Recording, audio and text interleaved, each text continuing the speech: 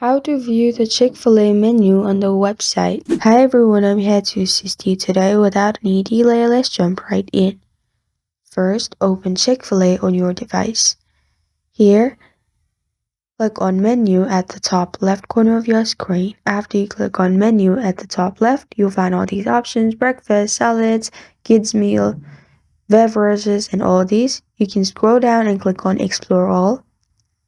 After you click on Explore All, if you scroll down, you'll find all these options. Simply select the one you prefer, and you'll find the options for breakfast. As you can see, these are the options. Now you can click on Order Now and order your food. And this is how to view Chick-fil-A menu on the website. Thank you for joining me today. If this video helps you out, please leave a like and subscribe for more. Got a question or want to suggest a topic, comment below. Thank you for watching.